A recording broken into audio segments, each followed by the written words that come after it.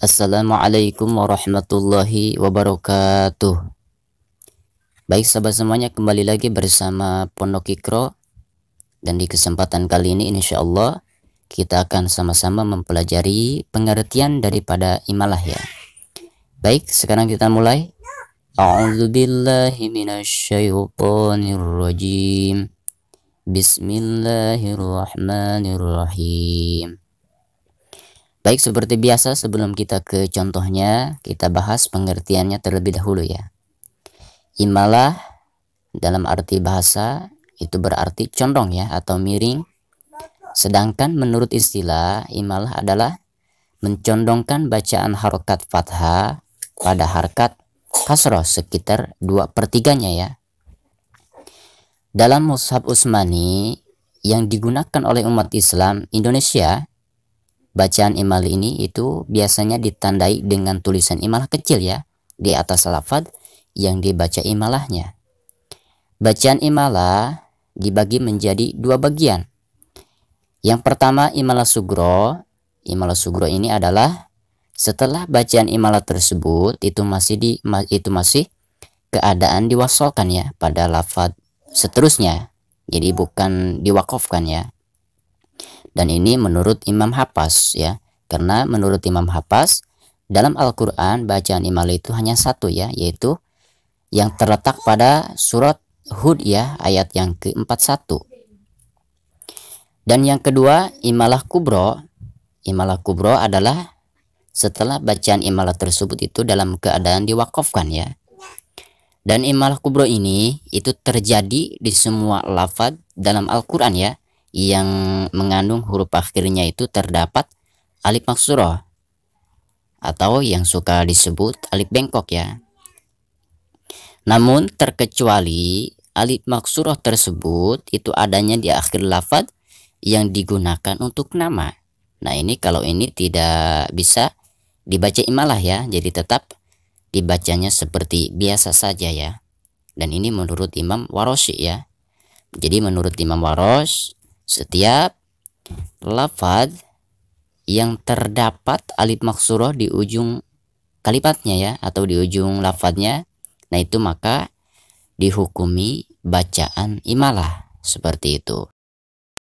Baik, sekarang kita bahas ke contohnya satu persatu ya, silakan diperhatikan.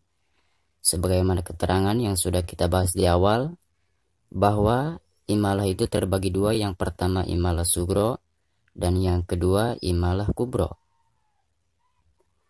Baik, yang pertama kita bahas contoh imalah sugro ya.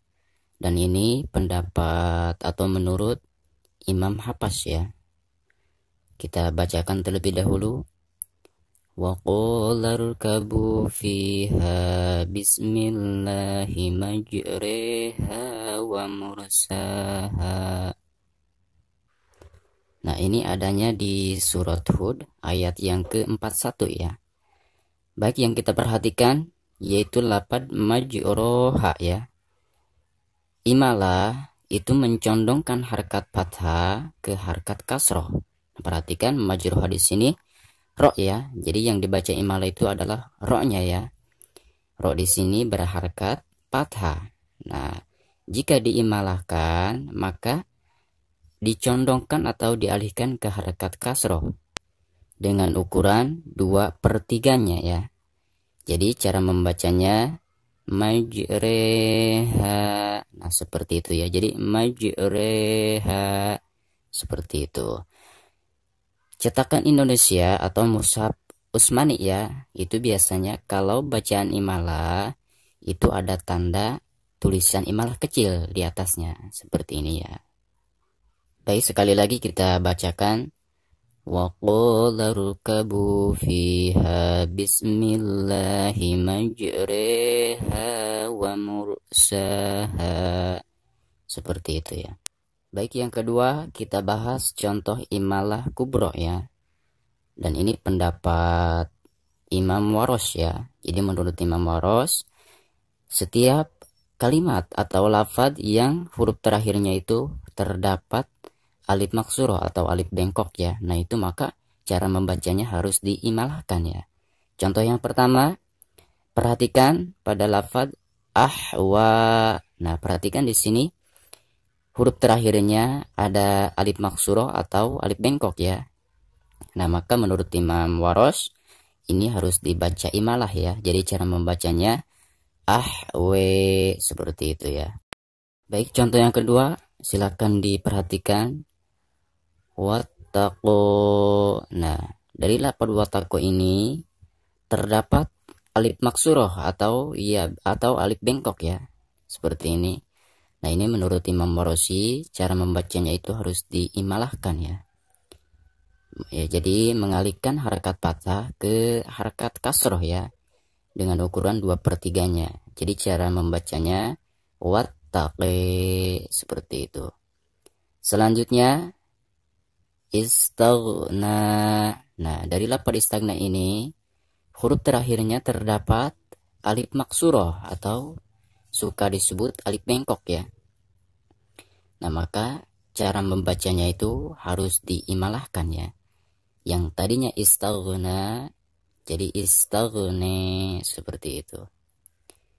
Contoh yang keempat, fatardo. Nah, perhatikan dari lafaz fatardo ini terdapat alif maksuroh di akhirnya ya, seperti ini. Nah, maka cara membacanya itu menurut Imam Warosh diimalahkan ya. Fatarde seperti itu.